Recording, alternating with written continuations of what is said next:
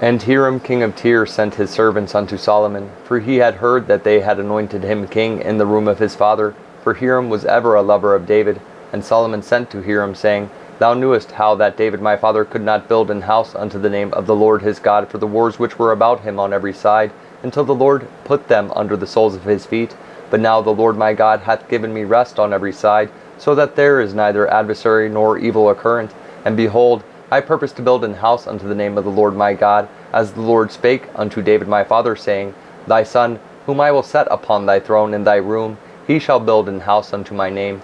Now therefore command thou that they hew me cedar trees out of Lebanon, and my servant shall be with thy servants, and unto thee will I give hire for thy servants, according to all that thou shalt appoint. For thou knowest that there is not among us any that can skill to hew timber like unto the Sidonians. And it came to pass, when Hiram heard the words of Solomon, that he rejoiced greatly, and said, Blessed be the Lord this day, which hath given unto David a wise son over this great people. And Hiram sent to Solomon, saying, I have considered the things which thou sentest to me for, and I will do all thy desire concerning timber of cedar and concerning timber of fir.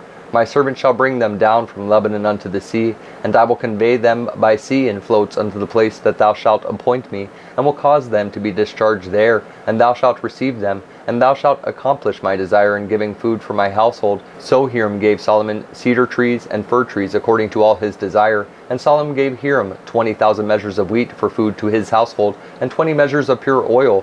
Thus gave Solomon to Hiram year by year. And the Lord gave Solomon wisdom as he promised him. And there was peace between Hiram and Solomon, and they two made a league together. And King Solomon raised a levy out of all Israel, and the levy was 30,000 men. And he sent them to Lebanon, 10,000 a month by courses. A month they were in Lebanon, and 2 months at home. And Adoniram was over the levy, and Solomon had 70,000 that bare burdens, and 80,000 hewers in the mountains, beside the chief of Solomon's officers, which were over the work, 3,300, which ruled over the people that wrought in the work. And the king commanded, and they brought great stones, costly stones, and huge stones, to lay the foundation of the house. And Solomon's builders and Hiram's builders did hew them, and the stone squarers. So they prepared timber and stones to build the house.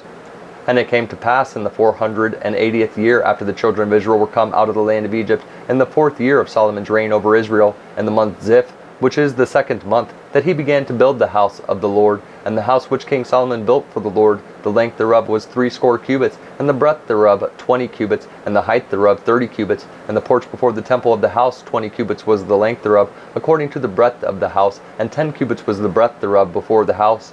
And for the house he made windows of narrow lights. And against the wall of the house he built chambers round about, against the wall of the house round about, both of the temple and of the oracle. And he made chambers round about. The nethermost chamber was 5 cubits broad, and the middle was 6 cubits broad, and the third was 7 cubits broad. For without in the wall of the house he made narrowed rest round about, that the beams should not be fastened in the walls of the house. And the house, when it was in building, was built of stone made ready before it was brought thither, so that there was neither hammer, nor axe, nor any tool of iron heard in the house, while it was in building.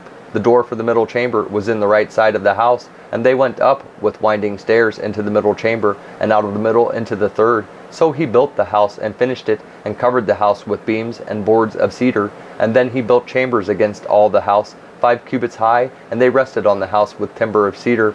And the word of the Lord came to Solomon, saying, Concerning this house which thou art in building, if thou wilt walk in my statutes, and execute my judgments, and keep all my commandments to walk in them, then will I perform my word with thee, which I spake unto David thy father, and I will dwell among the children of Israel, and will not forsake my people Israel. So Solomon built the house and finished it. And he built the walls of the house within with boards of cedar, both the floors of the house and the walls of the ceiling. And he covered them on the inside with wood, and covered the floor also of the house with planks of fir. And he built 20 cubits on the sides of the house, both the floors and the walls with boards of cedar.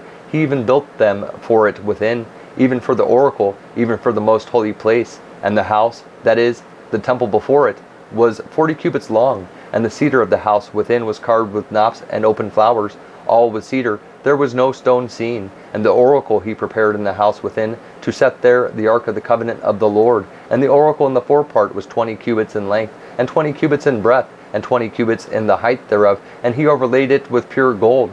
and so covered the altar which was of cedar. So Solomon overlaid the house within with pure gold, and he made a partition by the chains of gold before the oracle, and he overlaid it with gold, and the whole house he overlaid with gold, until he had finished all the house. Also the whole altar that was by the oracle he overlaid with gold. And within the oracle he made 2 cherubims of olive tree, each 10 cubits high, and 5 cubits was the one wing of the cherub, and 5 cubits the other wing of the cherub. From the uttermost part of the one wing unto the uttermost part of the other were 10 cubits.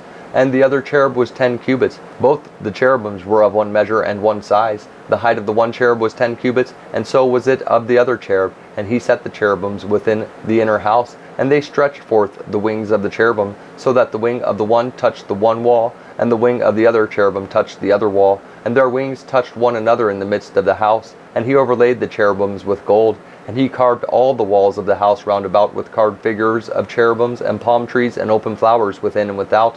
And the floor of the house he overlaid with gold within and without. And for the entering of the oracle he made doors of olive tree. The lintel and side post were a 5th part of the wall. The 2 doors also were of olive tree, and he carved upon them carvings of cherubims and palm trees and open flowers, and overlaid them with gold, and spread gold upon the cherubims and upon the palm trees. So also made he for the door of the temple posts of olive tree, a 4th part of the wall. And the 2 doors were of fir tree. The 2 leaves of the one door were folding, and the 2 leaves of the other door were folding. And he carved thereon cherubims and palm trees and open flowers, and covered them with gold fitted upon the carved work. And he built the inner court with 3 rows of hewed stone, and a row of cedar beams. And the 4th year was the foundation of the house of the Lord laid, in the month Ziph. And in the 11th year, in the month Bul, which is the 8th month, was the house finished throughout all the parts thereof, and according to all the fashion of it. So was he 7 years in building it.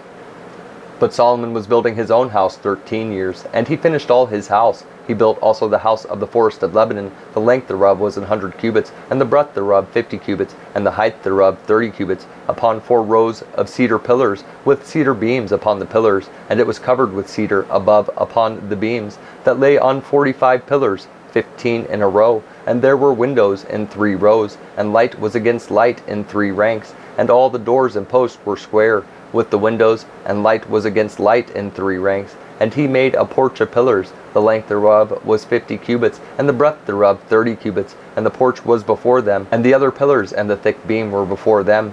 Then he made a porch for the throne, where he might judge, even the porch of judgment. And it was covered with cedar from one side of the floor to the other. And his house where he dwelt had another court within the porch, which was of the like work.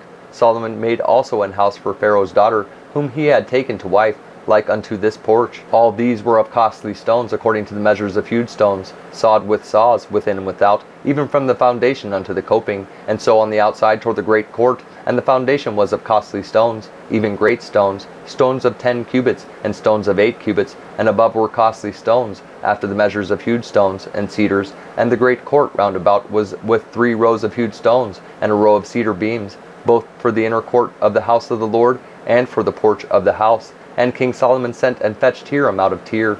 He was a widow's son, of the tribe of Naphtali, and his father was a man of Tyre, a worker in brass. And he was filled with wisdom, and understanding, and cunning to work all works in brass. And he came to King Solomon, wrought all his work. For he cast 2 pillars of brass, of 18 cubits high apiece, and a line of 12 cubits did compass either of them about. And he made 2 chapiters of molten brass to set upon the tops of the pillars. The height of the one chapiter was 5 cubits, and the height of the other chapiter was 5 cubits, and nets of checker work, and wreaths of chain work for the chapiters which were upon the top of the pillars, 7 for the one chapter, and 7 for the other chapter. And he made the pillars, and 2 rows round about upon the one network, to cover the chapiters that were upon the top with pomegranates.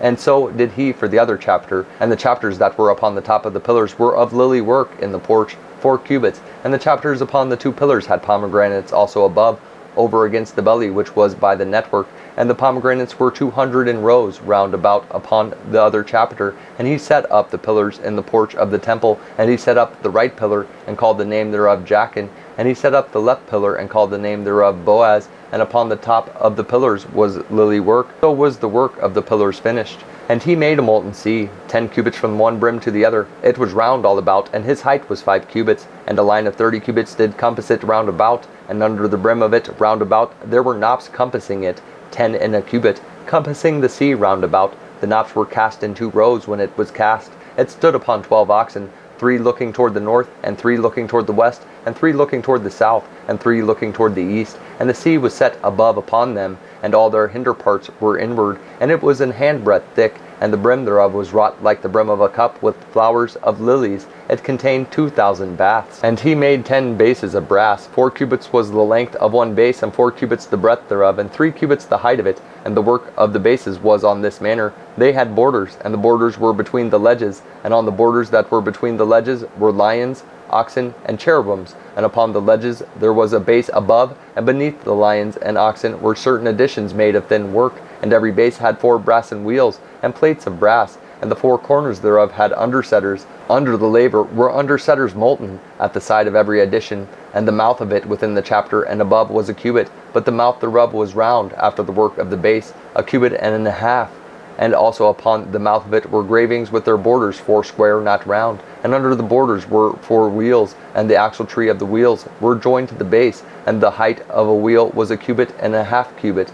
And the work of the wheels was like the work of a chariot wheel. Their axletrees and their naves and their felloes and their spokes were all molten. And there were 4 undersetters to the 4 corners of one base, and the undersetters were of the very base itself. And in the top of the base was there a round compass of half a cubit high, and on the top of the base the ledges thereof and the borders thereof were of the same. For on the plates of the ledges thereof and on the borders thereof he graved cherubims, lions, and palm trees, according to the proportion of every one, and additions round about. After this manner he made the 10 bases. All of them had 1 casting, 1 measure, and 1 size.